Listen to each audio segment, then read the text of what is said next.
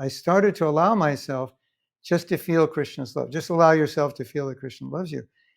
And one of the things that's so amazing about it, it's like, wait a minute, like, why would he, like, why would he love me? Like, this person is the most amazing, lovable person, and he's loving me, and I don't even like really care about him. That's like all backwards. And so I was just allowing myself to feel that. And like for 4 days, I was like completely intoxicated. I was like, oh my God, Krishna loves me. That's amazing. He's the supreme everything. And so I like encourage devotees, just allow yourself to feel it. Just yeah, enter that space and allow. It's like as long as it was like a drug for me. It lasted like 4 days. I was like, the world could have blown up, and it was like, whatever.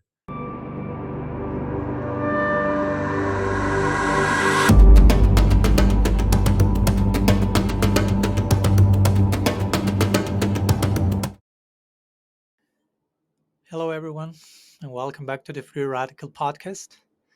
Today, I had the privilege and joy of speaking with Mahatma Prabhu, a Gaudiya Vaishnava teacher and disciple of Srila Prabhupada. Mahatma Prabhu is well known for his various retreats and workshops through which he shares Gaudiya Vaishnavism in a very relatable, human, and profound way. He's also well known for his recorded and live music, and at present he lives in Alachua, Florida, with his wife Janava and his daughter Shama Mandali, while also traveling around the world during some part of the year. So those who would like to contact Mahatma Prabhu, I'm sharing two contacts here. One is mahatmadas.com, and another contact link will be, you can find his courses and so on, is Sattva with double T, sattva-life.mn.co.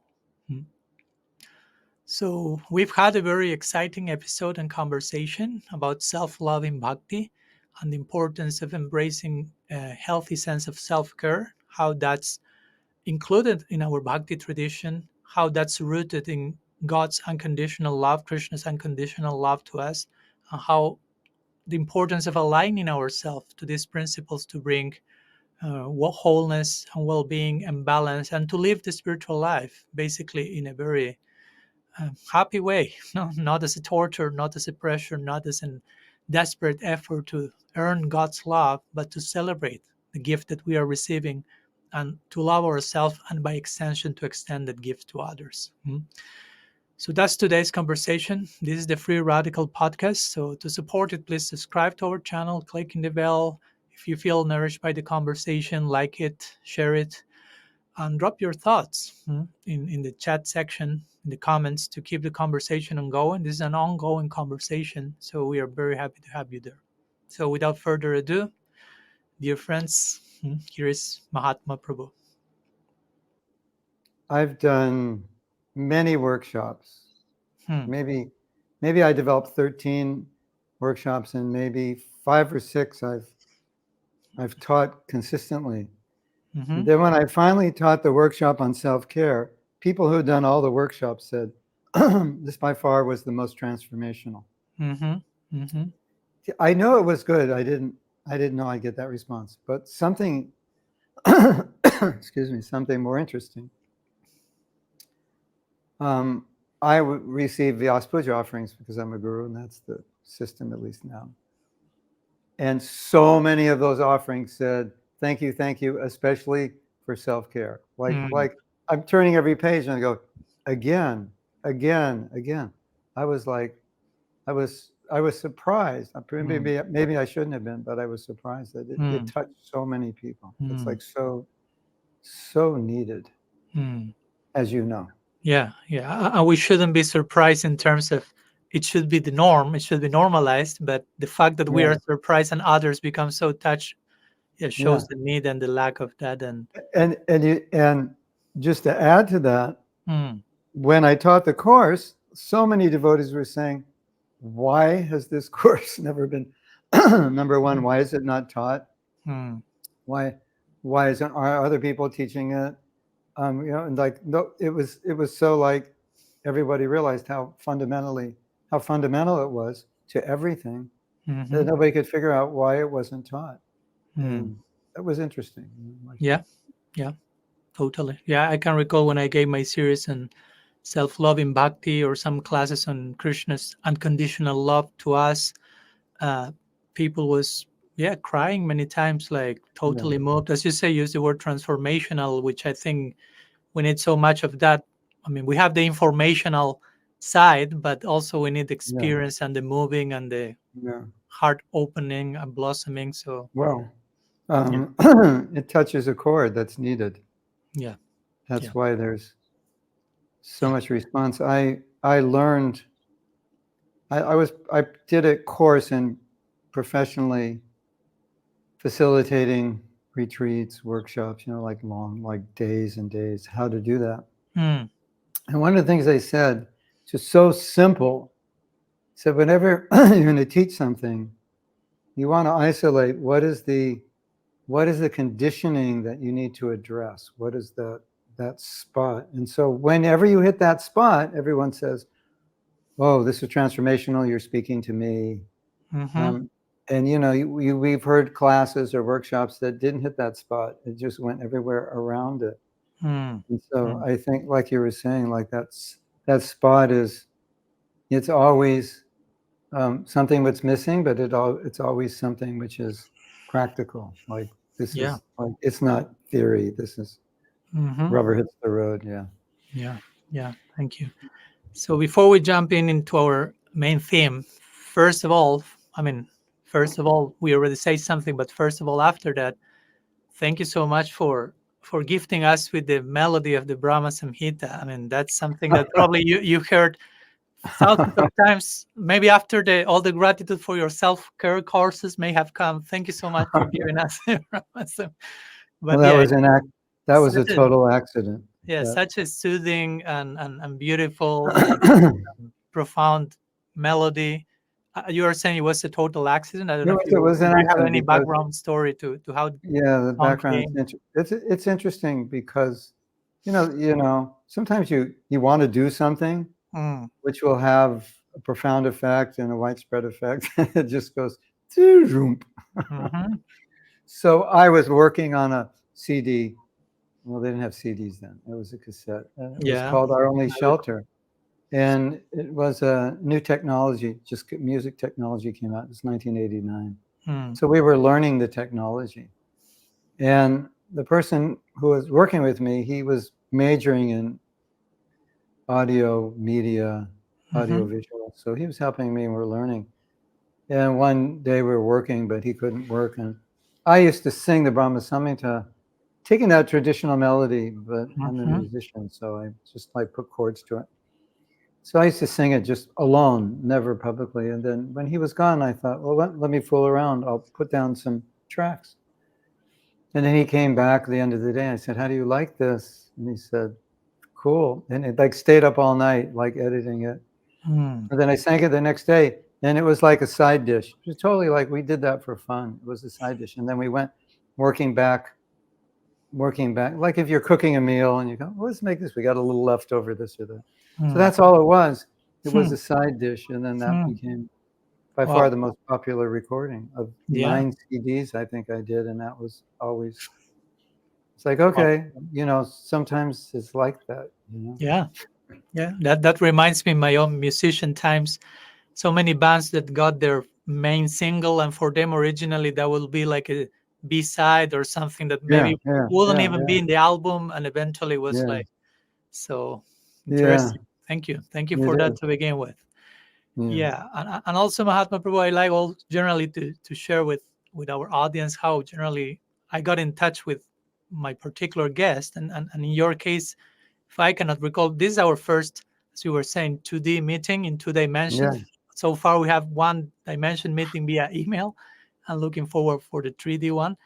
But maybe I think you send some message of appreciation for radical personalism or some yeah, content then, yeah, and I really appreciate it because I remember you told me, Maharaj, do you plan to write a book on spiritual bypassing? Because if you plan to do so, I have, you told me I have given a series of lectures and I can facilitate those for you if those may help. And if you don't plan to do it, let me know so I write the book myself. So I really appreciated your, yeah, your willingness to make some joint effort and collaboration in the sense, okay, if you are writing it, I can support and provide something that may Yeah. help. And if you are not planning, let me know. So I write it like in the spirit of this needs to be talked about. So eventually I didn't plan to do that. So I hope you plan to do that because that's a very, Oh, I was very, hoping you plan to do it. I have one less book I have to write, but it's an mm, important book. We, well, now that I know, yeah, I got a lot of good feedback from. We went on, I don't know, for a few weeks. Like I was giving class twice a week for a few mm, weeks. No, it must have been a few months. And it's like the same thing with self-care. People were really relating to yeah, it, hit a chord. yeah.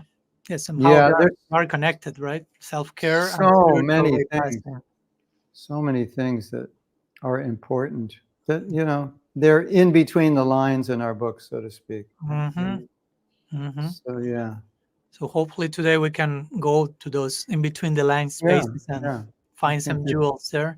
So that's yeah. mainly, yeah, that's why we decided today to talk on self-care or self-love in bhakti. Because it's was interesting because I saw you giving this podcast with Namrasa Prabhu on that topic, and I a few weeks before that I was talking on self-love in bhakti, and you were talking on self-care.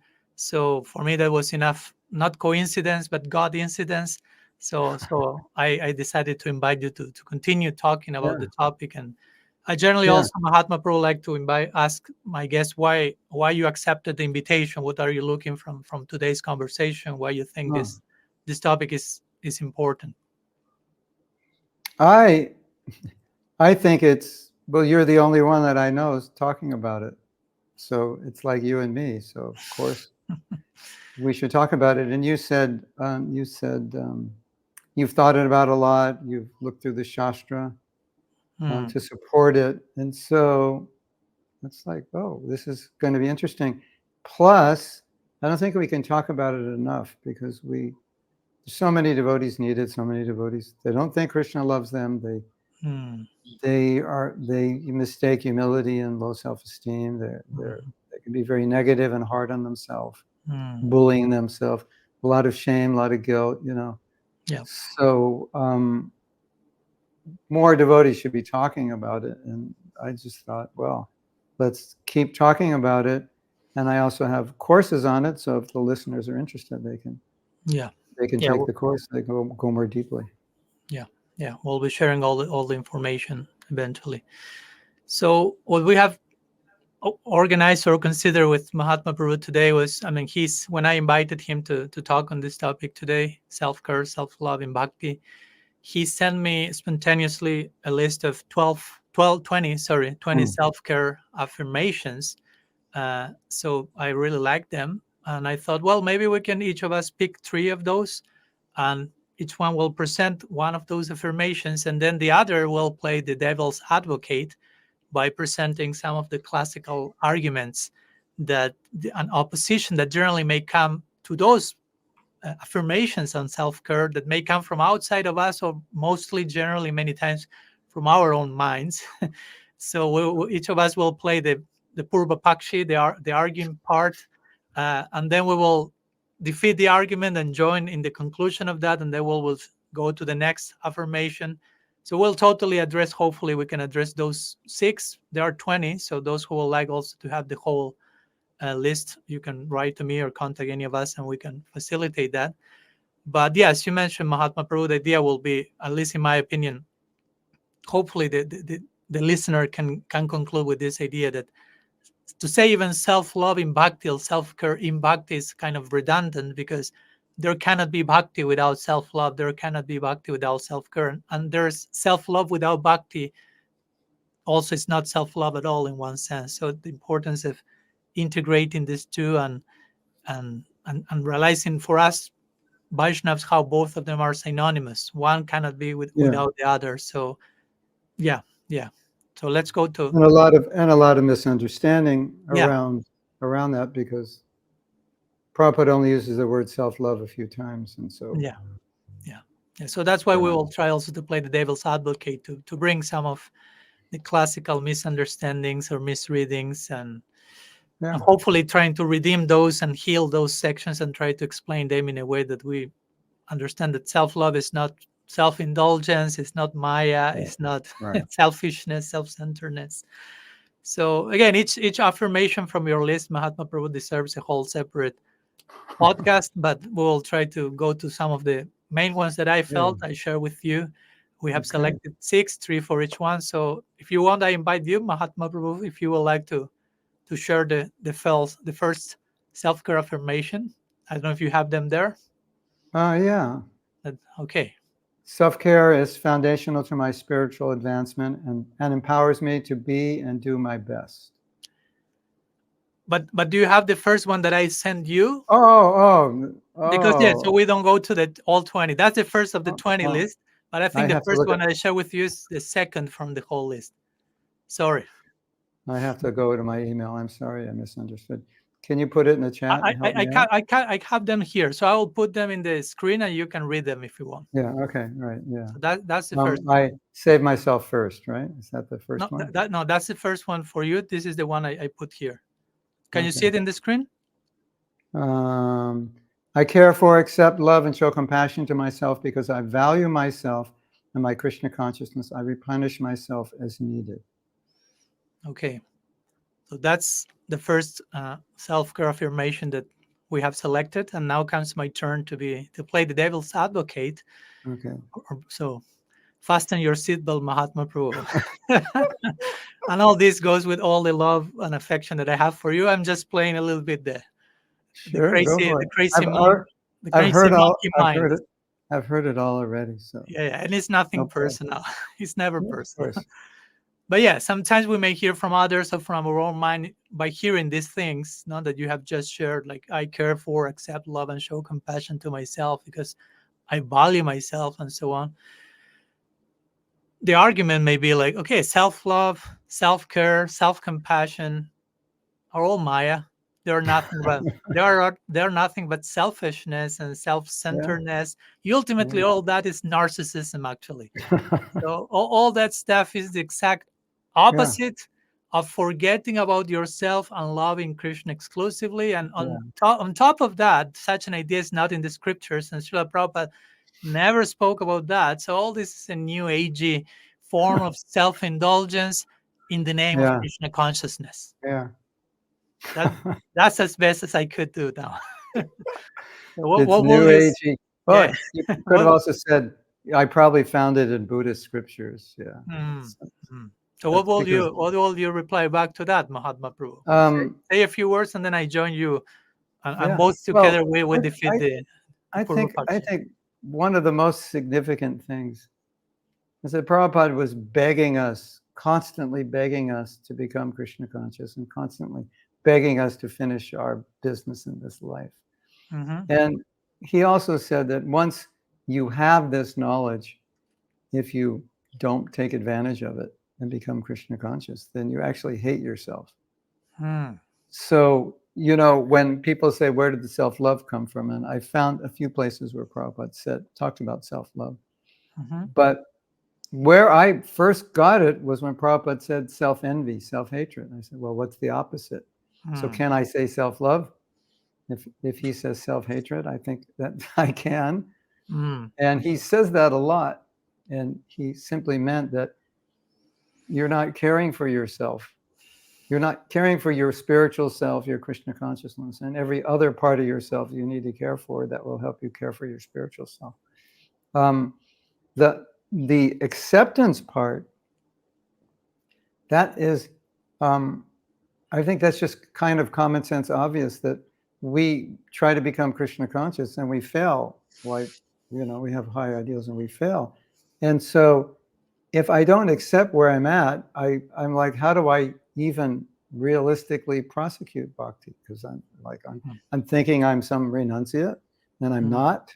I'm thinking I'm lower than I am. And I could. Mm-hmm. So I found that if self-acceptance sounds like, yeah, you should have said, and if I accept myself, I'll become lazy.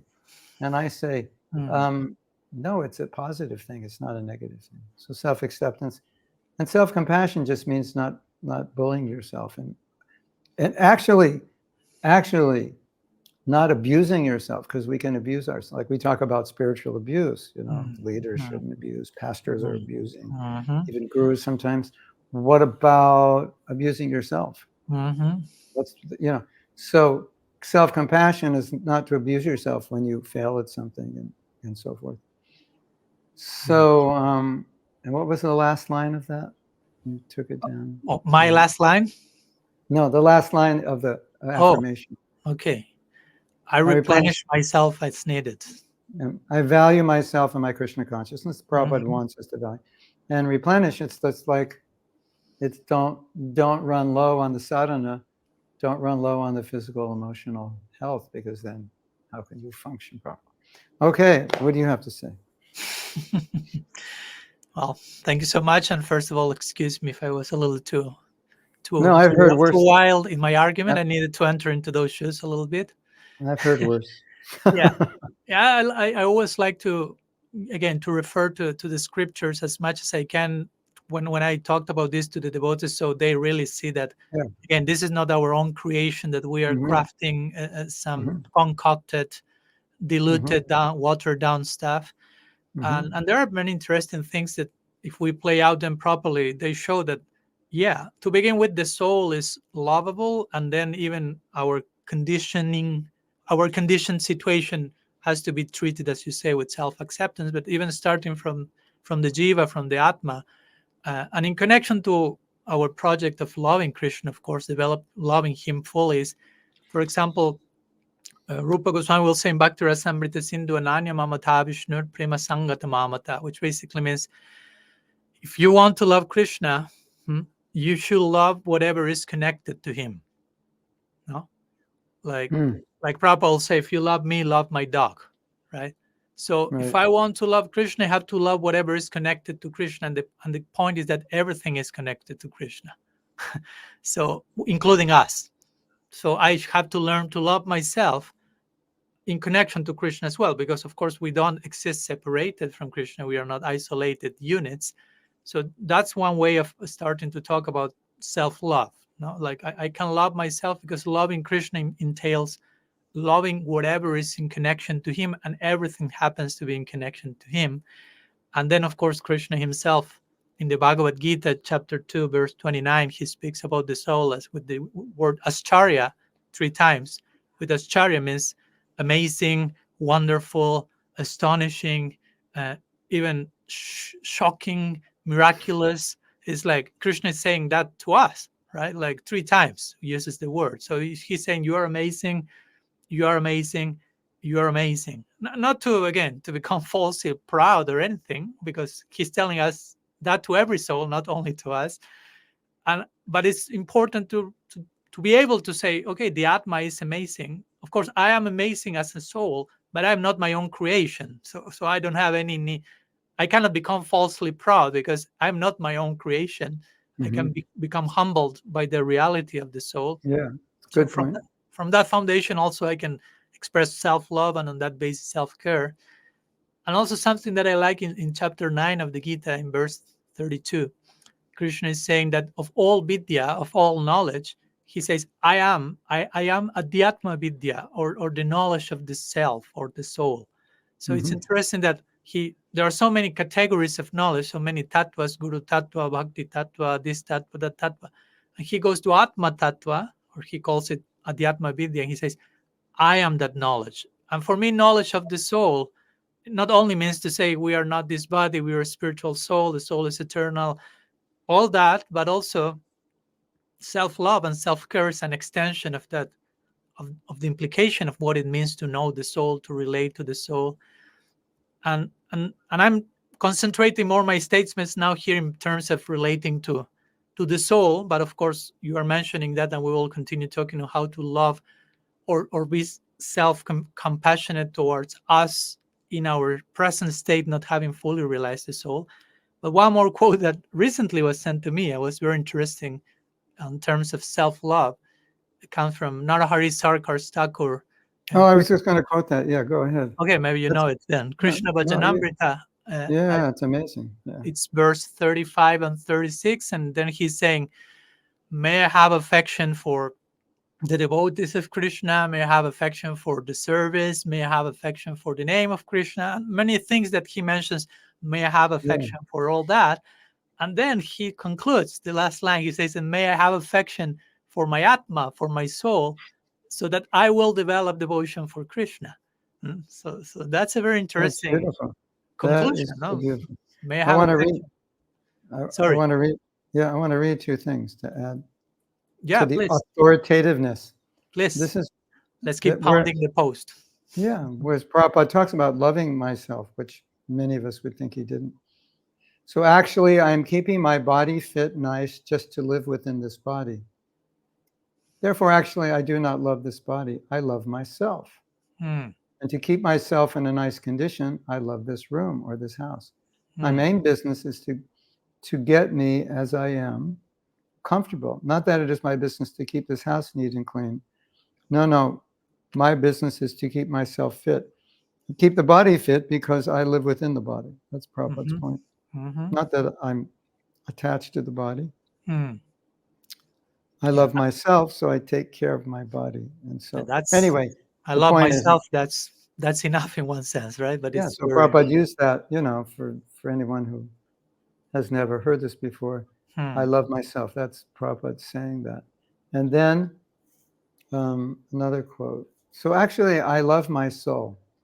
Then, if you analyze studying your soul, what is the constitution? You'll find the soul is part and parcel of God.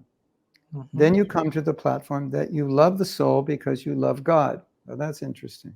Hmm. So, because you're part of God, Mm-hmm. so you can't love yourself and not love God because Yeah, what we mentioned in the beginning. Yeah, yeah. everything's connected. The ultimate issue is God. As you love this body because you love the soul, similarly, you love the soul because you love God. And that is now lost. We are embarrassed in the affairs of this, loving this body. The background we have forgotten. That this is our present stage. Therefore, we're in confusion. There is no satisfaction. So, yeah. Hmm.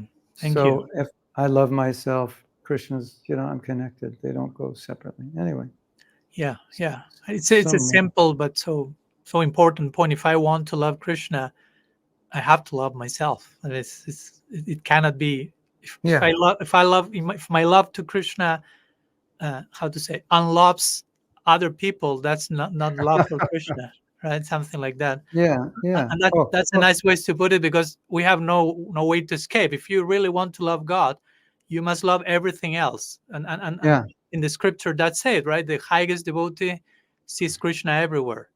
So yeah, yeah. if you love Krishna, you see him everywhere. You love whatever you see everywhere. So Well, another way of putting that, which is interesting, is like Krishna says, "One who's dear to me is a friend to everyone." So hmm everyone includes ours. I'm a friend to everyone except I hate myself. hmm hmm So yeah, that's interesting, isn't yeah. it? How much you can be my friend if you hate yourself, Yeah, basically, or right? like we give compassion to all living entities except myself. No, that doesn't hmm make sense. So that compassion, you give it to yourself, you give it to others. Okay. Yeah. So you want to hear something interesting? We were thinking about doing a self-care course just for Indians. hmm So we're having a meeting, and this was my with devotees in India, and they said you can't call it self-care because they don't use that word. They don't understand it. They'll misunderstand it. Hmm. And then I said, "Can we call it devotee self-care?" And they said, "Yeah, call it devotee self-care." Okay. You have to I think craft. Yeah, you have to be creative and getting the hook properly. It's okay. because devotee care. You're a hmm devotee. You could hmm care for yourself. Okay, that makes sense. That Okay, interesting. let's go to my first affirmation, if you give me permission. Of course, the conversation will continue in the same line, but Okay. let's go Yeah, to a yeah. second affirmation. I mean, it's my first, so to say. So it Okay. says like this: I save myself first. Hmm. No, you save the world, and by saving the world, you save yourself. You don't. You're like like Be strong, please. You Chastise it. know, I mean, like compassion is the essence of Vaishnavism.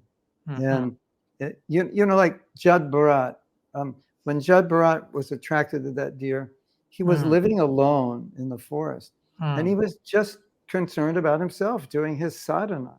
mm, That was his weakness. He was like trying to save himself. mm, And then he gets attached to a little deer and he gives up his sadhana. I mean, come on. mm. That's what happens when you try to save yourself. But as Mahaprabhu said, when you give, you get. So stop trying to save yourself, save others, and you will be saved. It's right in the Chaitanya Charitamrita. What you give, you get. Okay. That was good. Thank you. You play well your role. Thank you so much for that. Yeah, and hopefully this is, I mean, we both consider these dynamics helpful because really there is so much opposition coming mostly from inside of us, but sometimes even from outside. So we need to entertain all that and put all that into the equation. So what to say regarding I save myself first? Well, first, what I will say to not to you, Mahatma Prabhu, to my own mind, which is saying all the things that you just verbalized to embody my own mind, is that for us in our tradition, when if I say I've saved myself first, for us our notion of salvation is never selfish, because for us salvation means uh, surrendering to Krishna, becoming pure devotees, loving God and everyone else. As we were talking that loving God doesn't exclude anything else, but actually is inclusive as much as possible. So if Mhm. my salvation is a type of love that includes everyone, how much that's a selfish act? You know, how much is it like a private evacuation plan to the afterlife, so to say, that I'm trying just to organize everything for me. And of course, by saying this, I'm criticizing that sometimes we may conceive our practice in those terms.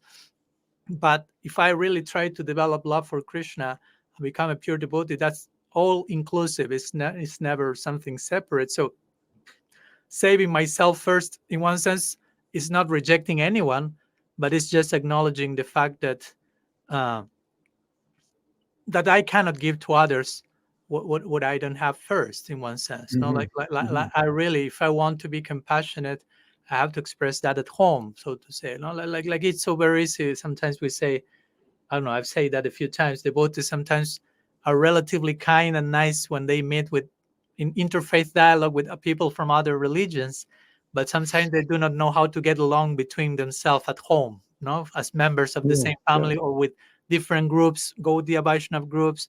So at home, it's always more complicated, and ultimately, the ultimate at home is us in relationship with us.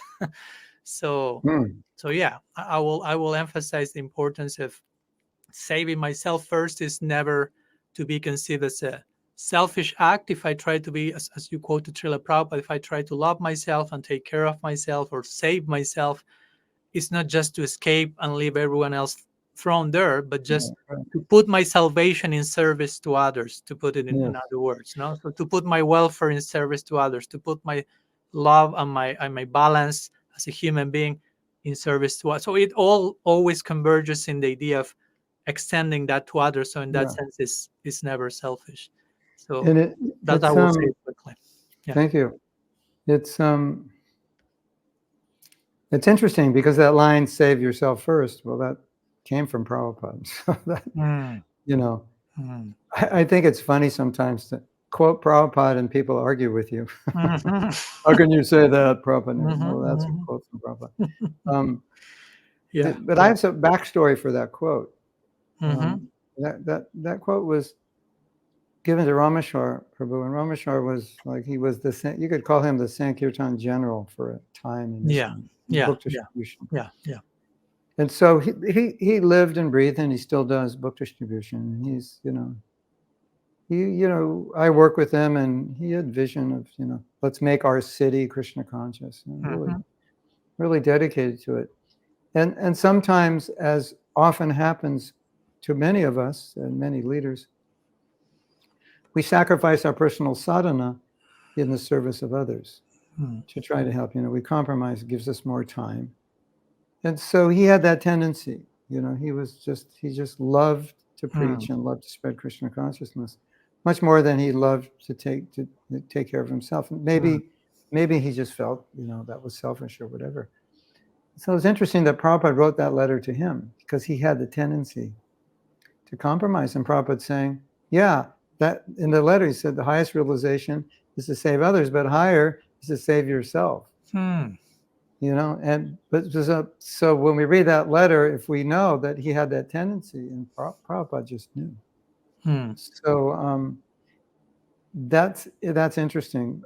Another thing which I think is kind of obvious, that you made the point that I'm just going to elaborate on it from my own experience. When you hear devotees talk about Prabhupada and say, what was it like to be with Prabhupada? Often they say like, wow, I can't describe it. It's like I was transformed by his presence. Like we know, it's just some ordinary devotee came from India and tried to spread Krishna consciousness. It's not going to wouldn't have the same effect. And so Prabhupada is transforming us because of his Krishna consciousness. So like ultimately, you could say, if I don't save myself, how could I even possibly save anybody else? I often when I'm chanting my rounds and when I'm studying, I'm thinking I'm actually doing this for other people. I know I'm doing it for myself, but I feel like so much of my work in helping people become Krishna conscious depends on my realization, depends on my example, and depends on my own Shakti. So I'm like, okay, I have to study. I have to try to avoid offenses. I have to get good associations, go to the Dham, do all these things. Not just for my salvation, although Prabhupada wants me to become a pure devotee and go back to Godhead, so that's there. But I feel even maybe more so that however I show up is how much I can affect other people. So the more I save myself, the more I end up saving others. That's another way of saying what you said, but that's just my personal experience, feeling. Yeah, thank you. And for me, it goes all back to this point that we were discussing, that we are interrelated, so everything's connected to Krishna. So in that sense, again, if you save yourself, it immediately affects your relationships, your immediate connections, because we cannot separate ourselves entirely from others. Of course, we are not impersonally saying you ultimately all of us are one same thing, but at the same time we are not that separate either entirely, right? So so at the same time, whatever I do for me naturally includes others, because I don't live in my own isolated bubble as an entity, so to say. So what's also interesting is everybody wants good association. So the more we save ourselves, the more we become that good association that everybody else wants. So it's almost like you could say, it's your duty to save yourself so you can give better association. I remember once this idea came to me, like, my service is to become good association for beautiful. others. Not because I'm better than anyone, but just like it's a call, it's a commitment, it's a necessity for me, for others as well. So I identify with, I have to become good association for others, and that, as you say, takes investment in chanting, in prayer, and in studying. But it's not for me. If everybody thought that way, there would be more Krishna consciousness in the world, don't you think? Because a lot of times, like the self-care problem is like, I don't care about myself, so I minimize my Krishna consciousness. I don't care because it's just me. I don't care.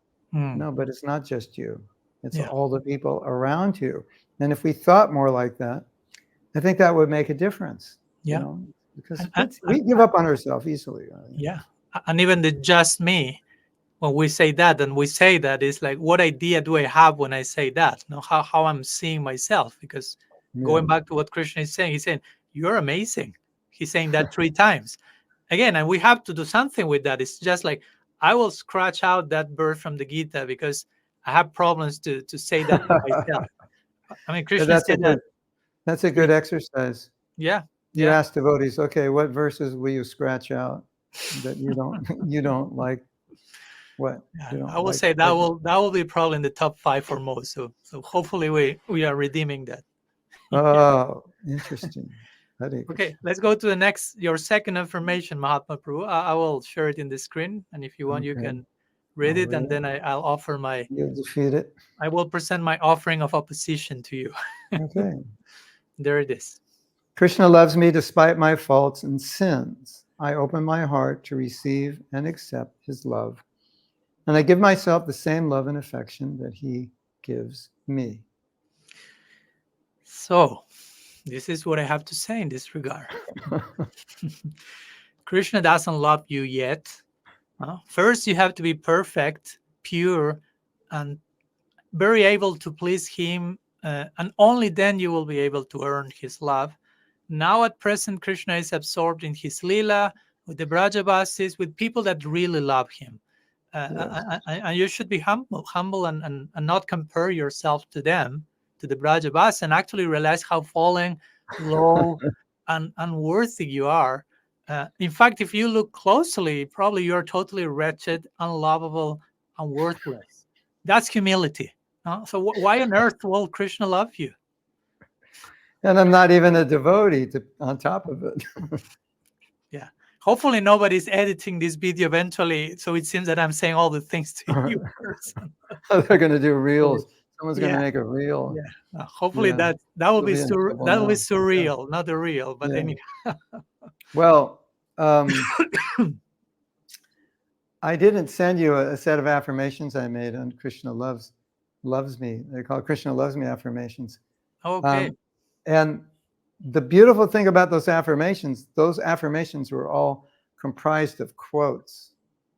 So I searched what Prabhupada said about Krishna loves me, and then I turned those into affirmations.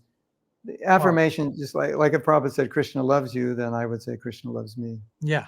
Yeah. Oh, I will So ask then that. I will ask that list eventually, yeah, because actually yeah, the next book I have in mind is on Krishna's yeah. unconditional love to us. So So yeah, so the point is,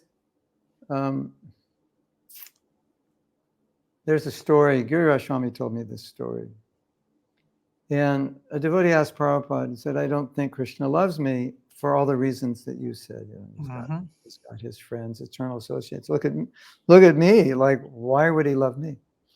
And Prabhupada said, "If you have a diseased finger, you went to the doctor, and the doctor said, well, we'll just cut the finger off. You have 9 left. Well, what would you say?" And so Prabhupada, I'd want to save that finger. And he said, yeah, Krishna's the same. Even though he has so many devotees, every devotee is dear to him.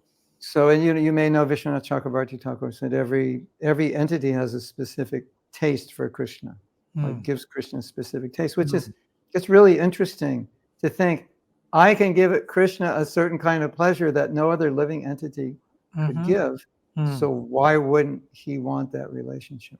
And then we do a exercise in our self-care course that we ask, in what ways does Krishna love you? Like, because we don't think of this all the time. And one of the things that I really like to focus on is, did Krishna pull you out of the material world? And everyone says, yes, he was personally involved. Like, I found a Bhagavad Gita here, and then my friend this, and then the temple ended up being next to my house, whatever it is. Everybody's got their story. So it's like, well, who pulled you out of the material world? Did that person care? Like he knew what you were thinking? And you could just go down the list, but of ways, he feeds us, takes care of us. He sent Prabhupada, all the acharyas he sent, everything. But the one that really stands out for me is Krishna loves us not because of who we are, but because of who he is. Yeah. Because he's loving, right? So we get hung up on that, well, I'm not qualified to be loved. Yeah, but that's not for you. That's for him to decide, not for you. Yeah. So, I mean, there are other reasons, but yeah, that reminds me one. Sorry to interrupt. One quote from Father Richard Rohr, a friend of mine, and he will say, "God doesn't love you because you are good. You are good because God does love you." In a similar like to what you just mentioned. Yeah, that's nice. Wow. It's like you're not light because you're light. You're light because you're standing in the sun. Mm, mm, It amounts to the same thing. mm. Yeah. So as you know, many devotees, like, they have trouble with this. And as you probably know, a lot of this trouble comes from experiences in this world with authorities, Yeah, parents, and so forth, yeah. who didn't show unconditional love, or who were critical of us growing up. Mm-hmm. And so our concept of God is like, well, my father didn't even love me that much. Mm. So that's where it gets scary, because human psychology is being then projected onto God, because Yeah. God's a father or authority. So that's Uh-huh. very sad, and at least we should recognize it. Yeah. Yeah. I appreciate this last point you made, because those unresolved childhood trauma that some of us or most of us may carry somehow or other can really get in the way of how we filter Krishna. Yeah, Even if you hear he's the yeah, all attractive and he's so sweet and merciful, and we say that, but there are that unconscious, unredeemed part of us that gets in the way, and we are terrified about him, and we yeah, think he's yeah, angry, he doesn't love us, he will just yeah, whatever. We have to earn his love so he likes us at some point, yeah. Right, and right. that's all the stuff that we receive probably at home first. Or So or the perfectionist, because yeah, unless I'm perfect, how would Krishna yeah, love me? yeah, That is a very big problem, and yeah, it's yeah. very important to recognize that. So number one, like we explain the philosophy here, so it's not philosophically, you can't substantiate that Krishna doesn't love you, but you could psychologically, Mm, yeah, subconsciously even, or the beliefs, or just the belief. Like low self-esteem is defined. One aspect of it is I'm not lovable. mm-hmm. So if I'm not lovable, that means God doesn't love me. Then Yeah, it's no longer a tattva, it's a psychological yeah, yeah. thing. That may So, require separate treatment. That may require yeah, yeah, therapy. yeah, So whatever exactly. needs to be. Yeah, Yeah, that's because unfortunate. It's yeah, and unfortunate. that can really get in the way of our ultimate goal, because our goal is to love Krishna. But if I think I'm unlovable, as you mentioned, Yeah, yeah, how will I dare to love anyone if I yeah, feel that I'm unlovable? Probably I won't take any attempt of loving anyone, because to begin with, I feel I'm unlovable. So that cancels the whole bhakti project, so to say. yeah. So And anyhow, then my guru doesn't love me. mm-hmm, Devotees don't love me. It's mm-hmm, like then it's like we're misjudging everything, and then maybe mm-hmm, even yeah, we just separate ourselves from other devotees and Krishna. Yeah, it's unfortunate. That really has to be dealt with. yeah. And I like to bring in this at this point a few sections from the scripture where really it's clear also, apart from what you already share with me. And I will then Yeah, send you a private message asking you for some of the references yeah, you were yeah, yeah, yeah. referring to. But for example, Krishna the Gita says Suhridam Sarvabhutanam. No, I'm like I have a good heart, Suhrit. I am the well-wisher friend, Sarvabhutanam, of all Mhm, every living entity. Because also here mhm. comes the idea that sometimes devotees will think, okay, Krishna loves his devotees, but not the ones who are not devotees. So again, you are making the whole thing conditional. Now, I love Mhm. you if you are a devotee. If you are not devotee, sorry. Or okay, I love you if you are such a level of devotee. Yeah, right, But right. unconditional means doesn't matter the condition. The love is there because yeah, in Shastra it say that Krishna is made of love. That's an important theological point I like to make. Like Krishna doesn't have love; he's made of that. No, he's Raso by Saha. He's rasa personified. So if you Right. are made of love, you cannot not love. No, Yeah, that's yeah. that's that's a limitation Krishna has. He cannot He not does. love. So Yeah, yeah, I so say that also. That's so beautiful. yeah, He that's doesn't know how not to love. yeah. So that's our hope, right? Yeah, yeah. So he's this Suhridam Sarvabhutanam, well-wishing friend of everyone. And Parama Suhrid, that day I was reading fifth canto of the Bhagavatam, and one verse is saying, he's Parama Suhrid. He's the topmost well-wishing friend of the whole universe. So for me, that's pretty clear. And of course, that's challenging because, okay, he's loving everyone unconditionally, and I have to relate to everyone, bearing in mind that they are loved by Krishna, right? So Hmm. and That's as we nice. say before, right, if we want to love God, we also must love the thing he loves. No, that's part of love, and he loves us. No, so that's another way of going back to the self-love, self-care. I mean, I want to love Krishna and I want to love the things Krishna loves, and he happens to love me. So I have to love myself, as hard as that is.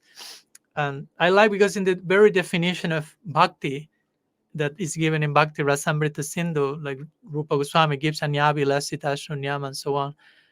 In the purport to that verse, Jiva Goswami explains the word Anushilanam and says, for our definition of bhakti to be broad, it has to include not only Krishna as its object, now the object of bhakti is Krishna, but then he says for the definition to be broad, it has to include everything that is related to Krishna. And again, Mm, mm. everything is related to Krishna. So we have to learn to love Krishna and learn to love everything in connection to Krishna. I think it's also interesting Mm. when we see the life of Prabhupada and how he dealt with everyone, that he was, in my mind, I just saw that he was just acting as Krishna acts, as his ambassador, extending the love that Krishna has to everyone, because he would give Krishna to everyone, even those who offended Prabhupada, let him down. He would accept them back. He never withheld his love unless someone just didn't want it, rejected it. And so I'm looking at this and I'm going, this is beautiful proof that Krishna loves everyone, because his devotees are extending that love to everyone, and they wouldn't extend it if he didn't want them to. Yeah. If that wasn't his mission and mood, they represent that. Yeah, there's a quote, I'm trying to remember it, but I don't know if I will be able to remember it or get it. But Prabhupada is saying in one part, like the commitment of the guru with the disciple, and how he can never reject anyone who approaches him. And again, all this in this particular line, and I don't have the quote in mind now. And something I always like to say in this connection is that a few things. One name of Krishna. The other day I was studying the Vishnu Sahasranam, the 1,000 names of Vishnu, and one happens to be Om. And in Sanskrit, Om also can be used to say yes. So one name of Krishna is yes, which basically means how he's saying yes to us, right? How he's accepting us unconditionally, and how he's inviting us to say yes back to him and reciprocate with his love. And in that connection, I always like to define, when we ask ourselves, okay, who am I? We can reply in so many ways in the conditioning way. We can say, I am what I have. I am what I do. I'm human doing instead of a human being. I'm human having. Or sometimes I am what I think of me, which generally is not the best option. Or sometimes I am what other thinks of me, also not generally the best option. And ultimately, I like to say, I am who I am in Krishna's eyes. No, that's my most accurate sense of identity, of self-definition. So, who am I in Krishna's eyes? I'm someone who he loves. So, I'm the beloved of Krishna. No, Beautiful. I said, for me, it's a healthy, healing way of saying, okay, who am I? I'm the beloved of Krishna. No, and another affirmation will be probably. And I often feel and teach that how can you really love Krishna properly if you don't feel you're loved by him? So when I teach japa, one of the things I like to teach is that we have this relationship with Krishna. There's only one problem. He loves us and we don't love him. So there's like half of it's missing. So I'm chanting japa, praying to Krishna to reciprocate with the love you're giving me, because I'm doing a really bad job. Reciprocating with that love. Please help me love you, Hare Krishna, Hare. Please help me. So it's very natural once you accept that Krishna loves you. Yeah. And when I wrote those affirmations, I was studying everything Prabhupada was saying, and I wrote these affirmations, and I was like while I was working on it, I started to allow myself just to feel Krishna's love. Just allow yourself to feel that Krishna loves you. And one of the things that's so amazing about it, it's like, wait a minute, like why would he, why would he love me? Like, this person is the most amazing, lovable person, and he's loving me, and I don't even like really care about him. That's like all backwards.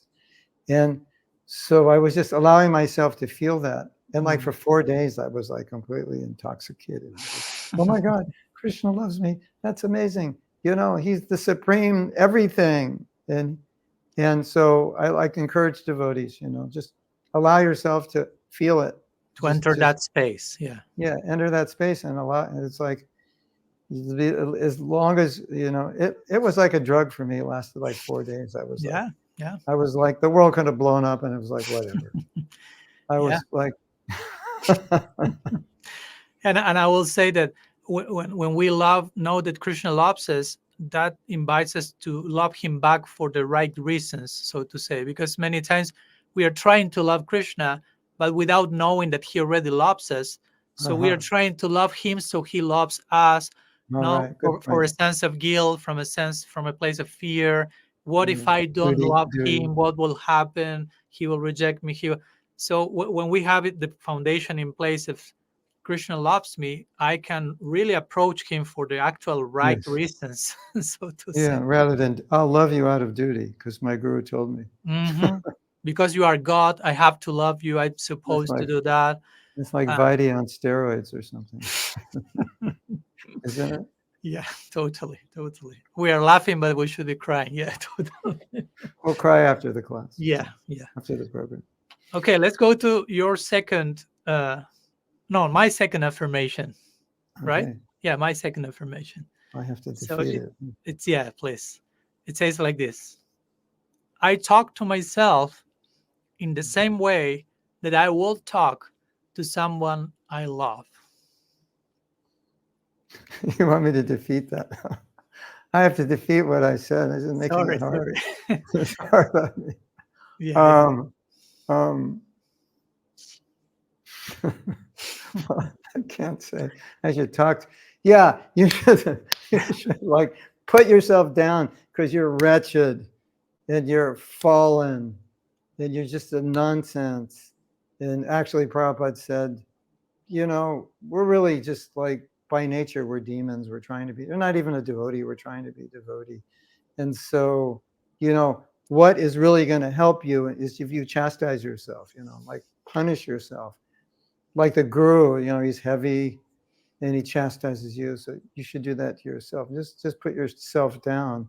And this like talk to myself with love. This is all like feely touchy, you know, stuff. You know, it's like you know, what's wrong with you? You know, where'd you get this from? Some Buddhist book? You know, some New Age psychology? Psychology Today magazine. Probably you read it there, right? You got me. Yeah.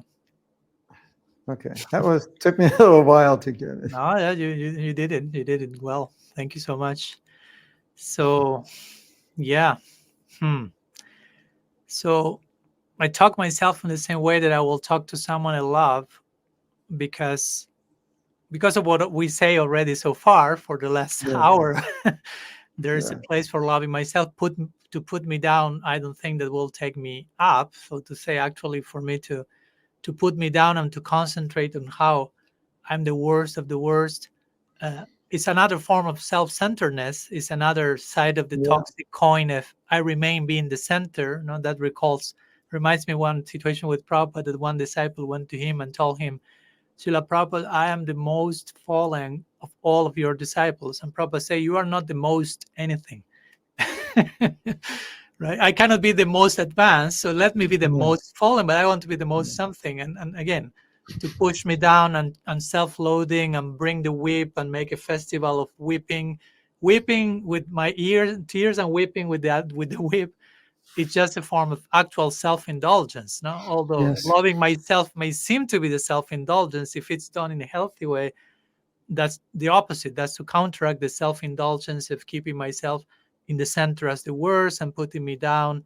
And I appreciate you make the point of this also misreading. That's a completely, not completely, but another separate conversation that is important to have, that the misreading in terms of the guru and guru being strict or guru chastising, Hmm. which I have no problem with, even the word chastisement or strict, but you have to contextualize all that with the guru's love first, because if Yes, there yes. is no love and affection, chastisement and strictness, and it can be a form of abuse, no? So that day we were talking about the difference between tough love and pastoral abuse, no, and abuse of Yeah, authority. And again, yeah, there has to yeah. be love to put everything else in context. So, but yeah, I appreciate what you were telling the arguments, because I would think in Mahatma Prabhu that generally we say to ourselves in our own minds things that we will never dare to say to anyone else.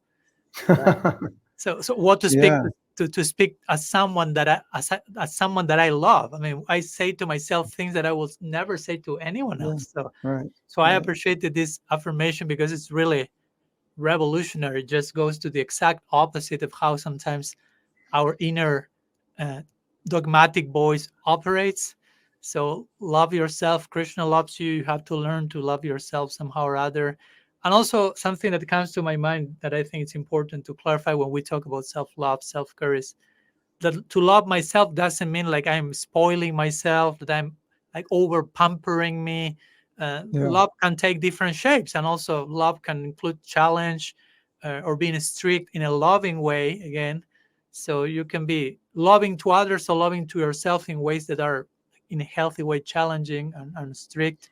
It's not just okay, I love myself, as you say before, and it creates complacency and yeah, laziness and yeah. Right, self-indulgence. right. You know what's one of the reasons, I mean, there are several reasons we demean ourselves. One, because we see the acharyas do it and we imitate it, and and it Mm. doesn't have the same effect. Obviously, it's not Mm, coming from the same place. mhm, Um, but another reason we do it is because we think that's how we can motivate ourselves. I got to be hard on myself, because if I'm not hard on myself, if I mm, don't kick myself, I'll get lazy. And I came across a TED talk where a lady explained that that only gives temporary benefit, but in the long run, self-care, self-love, positivity, and so forth, it has the greatest positive effect on us in terms mhm, of accomplishment. mhm. So I think that's important, because a lot of us like intuitively feel, no, I need to be hard on myself. But because it's negative, ultimately has a negative effect, which Yeah, should yeah. be obvious. Another thing, which I think is extremely important, is that anything which is favorable for bhakti, we know, anukulina, Krishna-nusinam, I mean, the six principles of Anukulyasya surrender, sankalpa. Yeah. sankalpa, yeah, pratikulasya varjanam, give up what's not favorable. So for me, this was the easiest way for me to just validate anything which didn't seem like Prabhupada wrote it or it's Krishna conscious. I said, well, does it help you? Does like beating yourself up help you? Does that like Mhm. inspire you? Yeah. Would being more self-compassionate, being more self-understanding, a little kinder, more patient with yourself, nectar of instruction, patience with who? With me. I mean, more than anybody else. So I think that answers a lot. You just say, if I'm being patient with myself and a little compassionate and Mm. understanding, and that helps me, it's Krishna conscious. It just solves the problem. That is the definition of I'm surrendered.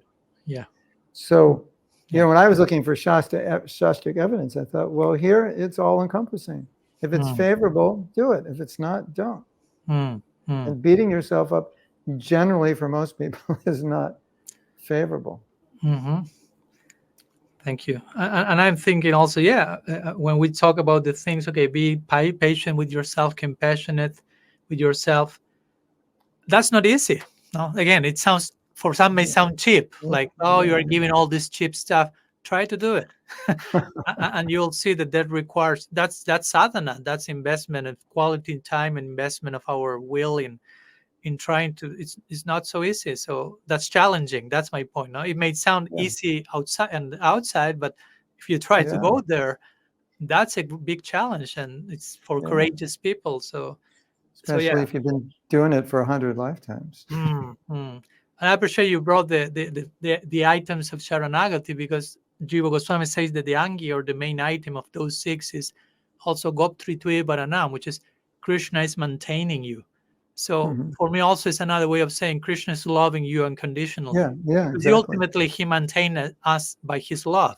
Yeah, So that's the main aspect of Saranagati, to enter into that space when I allow myself, Krishna is maintaining you, Krishna is loving me, and yeah, everything else has to be accommodated with that yeah. center in place.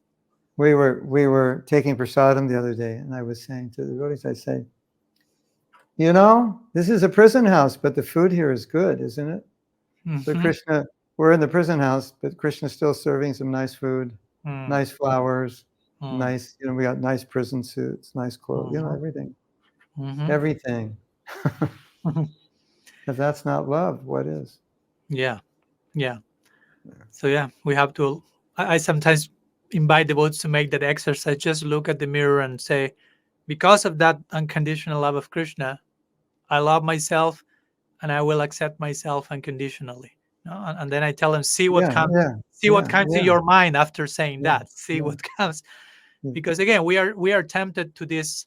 What one author mentions, the trance of unworthiness. No? Sometimes for us, yeah, that's a type of trance. We are always in that samadhi of I am yeah, unworthy, or the temptation of self-rejection.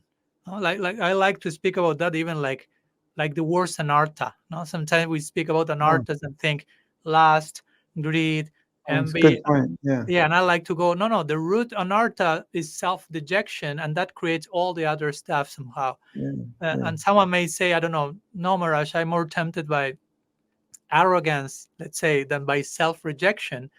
But you can explain, for example, no, arrogance is the other side of self-rejection, because arrogance yeah, implies I'm putting myself on a pedestal to avoid seeing myself for how I see myself, like unlovable, unworthy.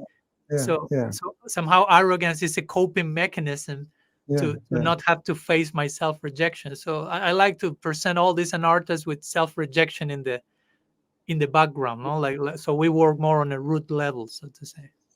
Yeah, like you're saying, if you tell someone, just say, I love myself, and it's like they can't do it. They can't Mm-hmm. say it. It's like, well, that's Mm-hmm. interesting. Like, Yeah. why can't you say Why? it? Part of the problem for us as devotees, as you know, like a lot of this becomes more complicated when you pile philosophy on it. Mm-hmm. You just have the psychological problem when you become a devotee. We pile philosophy and makes it worse. So Mm.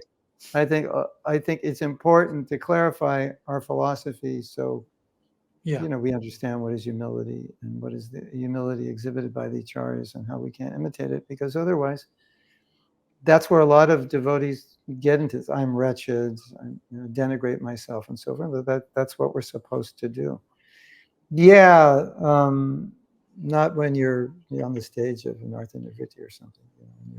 Yeah. It's like you have no idea what a pure devotee is experiencing, because that's Yeah. it's a byproduct of prema, not a byproduct of Yeah. bhajan or kriya or something. Yeah. So that is important for devotees to understand. Otherwise, Yeah. they get caught up in this. And Yeah. like you're saying, the low self-esteem, it can look very much like humility.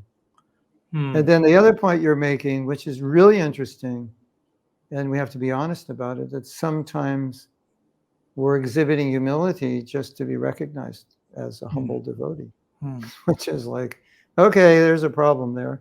Mm-hmm. Um, and that problem's pretty deep because we want recognition. Yeah. We deeply want it. And And again, maybe why we want recognition, right? because we don't give it to ourselves. Yeah. Yeah. That's one of the reasons. Why do I need to be special or to be on a pedestal again? Why? Because I hate myself. That's why. And I need you to love me because I don't love me. So Hmm. that's so interesting. Yeah. Because pride is such a problem. But if we have low self-esteem, we depend on others to recognize us because we don't recognize ourselves. So then it creates that anartha that I'm Yeah. looking.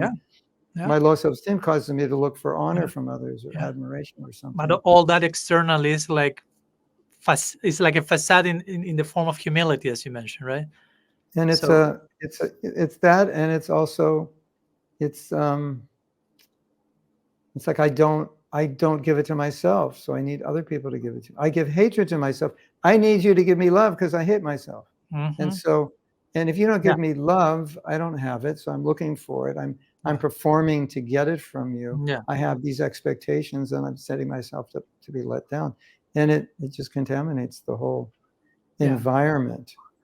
But also I will say that by getting to see the situation right through like this, we also can be more compassionate with us or with others Yeah, when they are acting yeah, from yeah, that yeah, place, yeah, instead of yeah, saying you're such a demon, you are cheating everyone, by yeah, being like, yeah, no, you can see someone who yeah, is really needy, really yeah, lacking, and doesn't know yeah, how to properly express self-love, and is yeah, yeah, actually asking for help indirectly. yeah, So yeah. and we need so much of that compassion also towards And you those. can help, yeah. Then you help them love themselves. Yeah, but That's again, it all starts with us. If we are not yeah, doing because that you for know it, ourselves, we cannot do that. because you know it, because you've faced it, and Yeah, you've admitted it. yeah, Yeah, that's so important. Such yeah. a good point. It always makes me think this category of an artist that Vishwanath Chakravarti Thakur mentions, Bhakti-yuta anartha, which is an artist coming from Bhakti. Not because Yeah, Bhakti creates an artist, but yeah, that in the context of Bhakti, or justified in the name of Bhakti, we are watering the weeds, as Mahaprabhu will give the example. And many of the yeah, things you are describing now for me are like that. No, if we don't have yeah, proper awareness of self-care and things like that, we, in the name of humility, in the name of surrender, in the name of all these glorious beautiful ideas, we are just fostering an artist in ourselves and in yeah. others. Well, what to speak if I already am coming to spiritual life with a guilty nature, a guilty conscience, Mm-hmm, a tendency mm-hmm, to be very ashamed. I'm a very mm-hmm, insecure person mm-hmm. for whatever reason.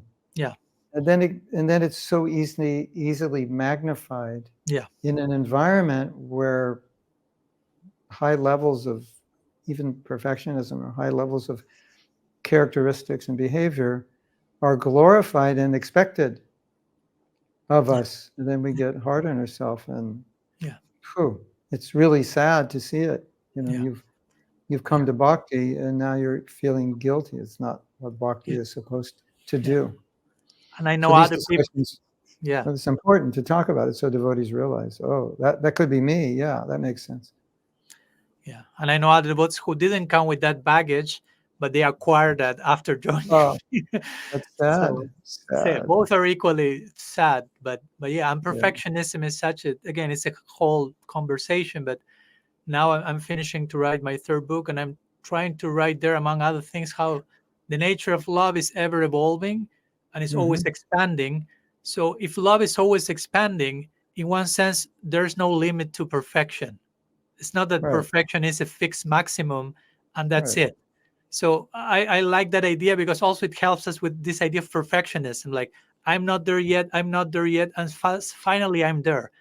In one sense, you will never be there, quote unquote, because you can always love Krishna more. Even when you Right. become officially a pure devotee, you have prem, still all that keeps increasing forever. So for me, that framework helps not to enter into this perfectionist mindset of Yeah. I'm not there and I have to reach there, because also implies once I'm there, okay, I take vacation, I relax, and everything becomes Yeah. like static, not ecstatic. No, so Another thing also is you can be perfect when you're imperfect because you're perfectly trying to be perfect. Or, mm-hmm, mm-hmm. Yeah, so, it's like sometimes devotees try their best, but for them it's not good enough. mm, And they feel discouraged or yeah, depressed even. yeah, And I think there couldn't be anything a worse way to treat yourself is then to be down on yourself for trying your best because you can't do any better than that. And so we see that a lot, mm, isn't it? Like I need to be perfect, like you say, yeah, it's a yeah, destination. Um, yeah, and Krishna says you can't be perfect anyway, but you try, mm, you're sincere, and what more can you do? Even if it's not perfect, that's as yeah, perfect as you can be right now. yeah, yeah. And So the to rest not is, recognize, yeah, the rest is not up to us. The rest we put in Krishna's yeah, hands, yeah, because if not, it's too much of a burden on our own. But yeah, I agree with you, and I've witnessed that so many times. And I'm not saying I'm absolutely free from that in every level, yeah, but yeah, it's such a, it can make it the whole journey such a a tortuous Oh experience yeah, instead of what Krishna says, susukam kartum. No, bhakti have to be performed very yeah. happily. Yeah. We can create a festival of misery on the contrary. Well, this Yeah. this yeah, this then plays into the misery caused by comparison. Mm-hmm. You know, Yeah. you're doing so nicely, Yeah. and I want to do as well as you, but I'm not. Yeah. I'm not Yeah. happy that you're doing better, Yeah. Yeah. and I that will. means something's wrong with me.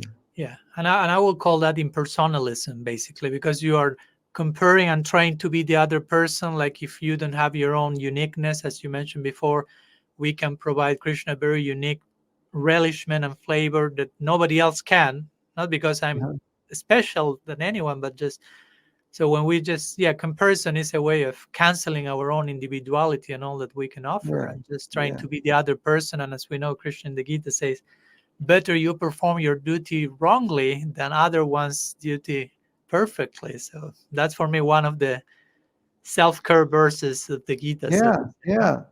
Better That's be beautiful. better be a disaster, but be your own self and try Yeah, sincerely, than be perfect in performing. No, we are not yeah, here to make a performance out of our lives, so to say. Right? yeah. So many times there are things that need to be done that we're not good at doing, Mm-hmm. and we can be down on ourselves because, like, well, something's wrong with you. You should be able to do this. This is what your Mm. guru would want, but it's just Yeah, not. It's not who you are. You're not going to be able to do it, yeah, and we could become very discouraged, and yeah. even like, I hate myself because I don't have this nature. Well, you Mm. have another nature. Yeah, It's sometimes hard to accept that, yeah. And because again, on top of that, that Krishna is already loving you.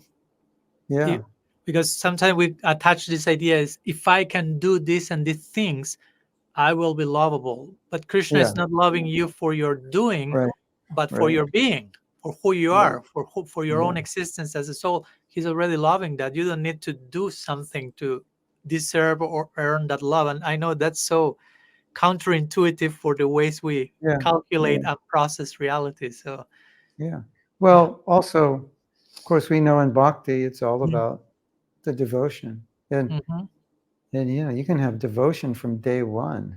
It's mm, not like, Krishna will accept your offering, when you've been a devotee for half a century.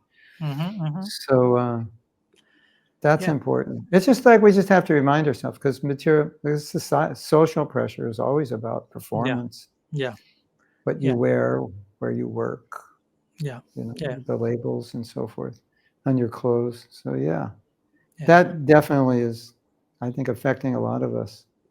We bring that same into bhakti, and we yeah, evaluate devotion by external result. yeah, yeah. And That's what I will call performative devotion versus transformative devotion, yeah. right? Hmm. Let's go, Mahatma Prabhu, to our last affirmation. Okay. Your last affirmation, and then my last affirmation.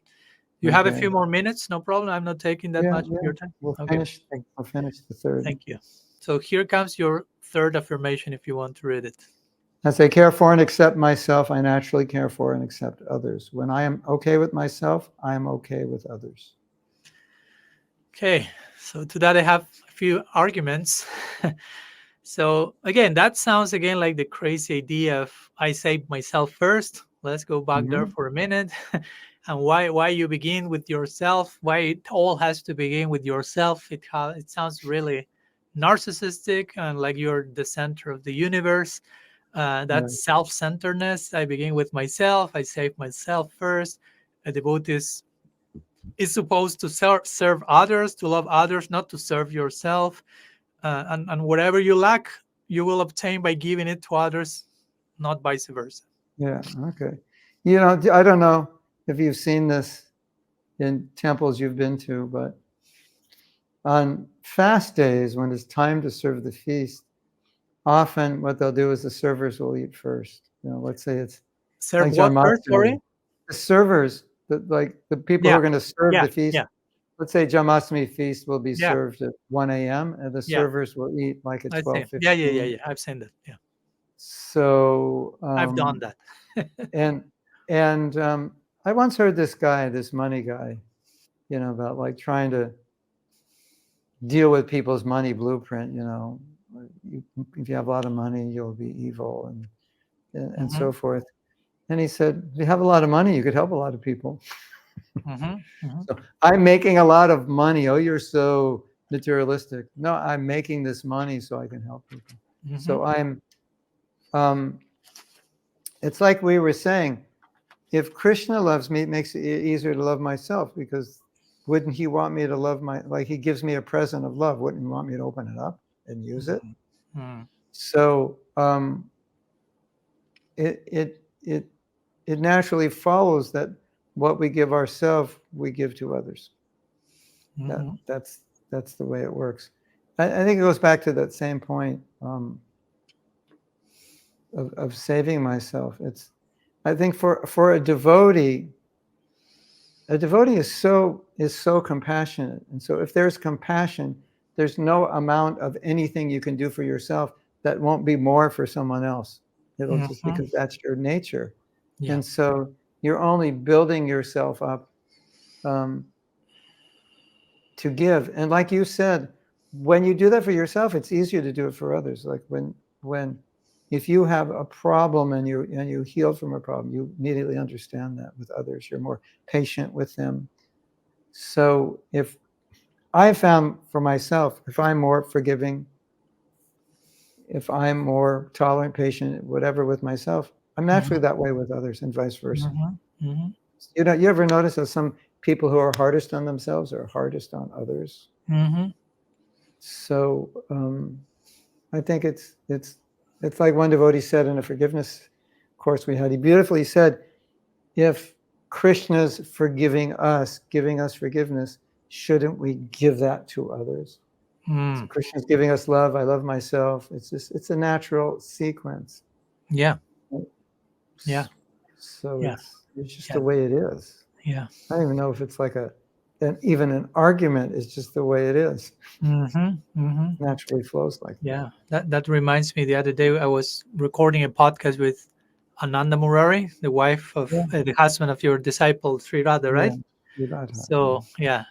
So he was telling me they are parents, as you know, and he was telling me that being a father now helps him a lot to enter into that place of feeling Krishna's unconditional love, because Nice. now he's feeling how he's Right, right. extending that, he's feeling that for his baby, and that Ah, immediately mirrors back for him to to to enter into that space. Okay, this is how Krishna somehow is feeling for me. So yeah, I really yeah, yeah, appreciated that, exactly. the point he made, because one thing helped the other, no? Like how I'm being loved helps me to Yeah, not only yeah, how I love myself, but how I love others. So it's all an integrated system, no? yeah. And You know what's really interesting? You just reminded me. mm-hmm, Going back to how Krishna loves us, love exists in every species.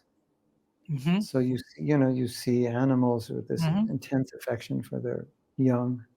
And it's like, well, where did it come from? mm, Obviously. So mm, when you see that love in all species, you think, oh, mm-hmm, mm-hmm, how much Krishna must love us. This, dog is loving its puppies like mm, mm, intensely, mm. So Yeah, if we have the eyes to see, everything can be like an udipana and a yeah, stimulant yeah, for yeah, going back to exactly, that point. Yeah, and I always exactly. like to bring the Sanskrit term sambandha when in this type of discussion, because we have this sambandha, videya, and prayojan, right? And sambandha many times Hmm. is like, okay, the knowledge of what is what, and videya is the practice, theory, practice, and results. Sambandha, videya, and prayojan. But sambandha, the very word sambandha means sam bandha, right? Like bandha means like tied or connected, and sam means everything. So sambandha Mm. is the knowledge that teaches us how everything is connected. So in this Yeah, connection is also to learn how to love myself implies loving others, because everything is connected, and that means represent Krishna's love for others as well. So yeah, yeah, very important. perfect. All right. Let's go to my last affirmation, and I you offer a few arguments, and with that we are bringing that to a close. have to argue against my own affirmations. Yeah, sorry to put you in that This awkward is situation. challenging me a little bit. Yeah, I'm Okay. sure. I'm sure. Sorry for that again. So I integrate my ideals and my conditioned self in a way that is healthy, positive, inspiring, and sustaining to my continued progress in Krishna consciousness. Why would you want to integrate your conditioning? You just want to overcome it, transcend it, purify it, kill it, destroy it. It doesn't do you any good.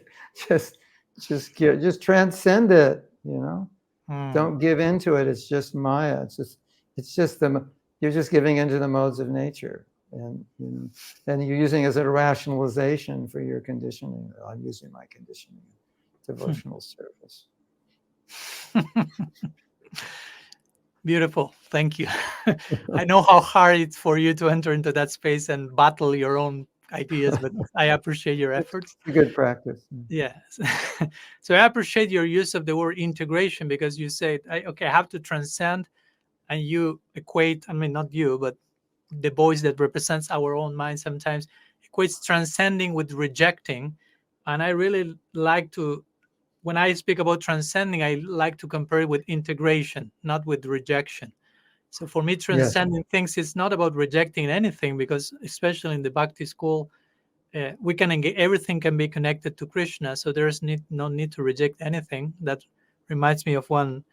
I met Radhanath Maharaj last year, and we were having a very nice talk for many hours. And he at one point quoted something that one devotee came to Prabhupada telling him, Prabhupada, for your sake, I'm willing to renounce everything or to reject everything. No? So he came with a very negative orientation toward bhakti. Mhm. And Right. Prabhupada say the only need you need to reject is the idea that you have to reject anything. So I really appreciated that point because, again, yes, we can conceive the idea, bhakti and our whole spiritual life and practice in terms of what do I need to reject. And that's very negative. No, Yeah. sometimes I like to say, even regarding the four regulative principles, for me, they're not so much about don'ts, no, like no meat eating, no intox. All those they may be presented as such, but it's more about positively cultivating the virtues of satya, ahimsa, right, truthfulness, and compassion, and so on. Yeah. And there we have compassion Yes. again for ourselves. So yeah, I will argue that even our bhakti is so powerful that even our physical body can be spiritualized by bhakti, and even our conditioned mind, by aligning with bhakti, by connecting with bhakti. Rupa Goswami explains in Bhakti Rasamrita Sindhu how the subtle body can become like surcharged with bhakti, and all what now is a conditioned existence gradually becomes like spiritualized by bhakti. So I don't need to reject anything. I just need to pour bhakti into the pores of my being, so to say, Yeah. and that will be my way of saying, like as you say, integration. No, I don't Yeah. need to stop being human. That's a big topic. Also, sometimes we think to be transcendental means to transcend, quote unquote, my humanity, and we Right. translate that as rejecting that. But no, we want to serve Krishna eternally in the Nara Lila, which is a Lila which includes humanity in its full proper place. So if I want to enter there so badly, I will take care of my humanity and spiritualize it, divinize it. So Well, it's like, you know, you run away from it, but it runs behind you. You Mhm, can't, mhm. you're like, there's so many things we try to run away from because we don't like them, Yeah, but they follow you.